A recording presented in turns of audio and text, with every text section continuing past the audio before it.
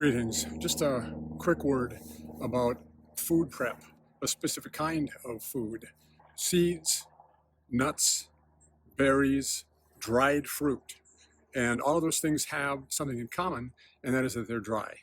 When the pioneers or the sailors were crossing the waves of grain or the waves of the ocean, they brought flour, and the flour became full of weevils. There's no life there. By life, it used to be, we'd say, vibrations and energy, because the science wasn't really known.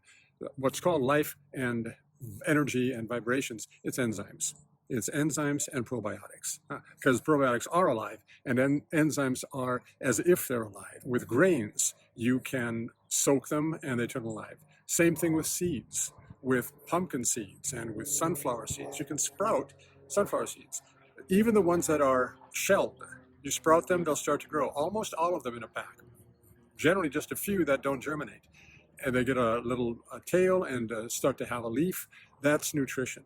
That's just superb nutrition. If you let them go long enough, just from the seed itself, it'll turn into a sprout. It'll get that long, and you can eat them like a salad. Nuts. People get used to the taste of roasted and salted nuts. It's taking a really, really good food and turning it into something that is subpar. The nutrients are still there, but not the same. So almonds, if you take almonds, soak it in water overnight and then eat them. Well, they're a little wet. You can dry them off, but they plump up. They're not those hard little nuggets. It's a different taste. You can do that with any nut that you care to do that with. Well, peanuts. You can soak peanuts. They're not really nuts, but you can soak them, and there's a different taste. Greatly improved nutrition. Dried fruit. This is a little tricky because it's an entirely different and not entirely attractive taste when you take raisins and soak them and they turn into soggy grapes. I'm not making it sound very tasty, but if you do that same thing, goji berries, those hard little rocks, soak them. Then you can put them in a berry smoothie. They won't be gummy in the smoothie.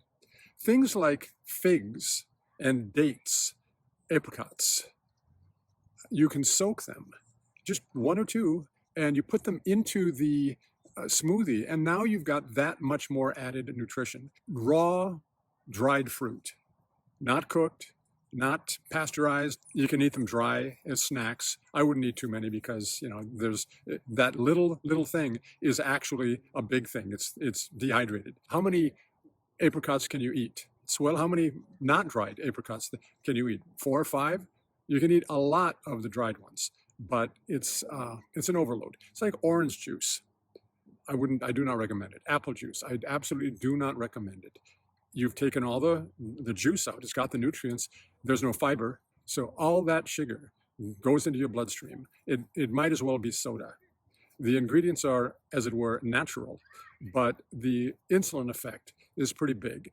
Sodas nowadays, for the past 40 years, have been full of high fructose corn syrup. Well, that's the sugar form of orange juice and apple juice. I'm saying this because you've taken away the fiber. If you sip it, it's okay. But then it's a matter of how many oranges would you eat? Well, 2 or 3 or 4, but you eat them, and it's slowly, and you have to peel it. When it's juice, it all just shoots into your bloodstream. So some things you want to make juicier, and that is the dried fruit, the dried nuts, the seeds, the grains. And some things you don't want it to be juice. You want the fruit. It's wet enough. If you're thirsty, drink water. That's very straightforward, very easy. But this is a common sense thing. It's one of those nutrition/lifestyle things that you can do that in the long run really pay off big time. All right. Have a great day.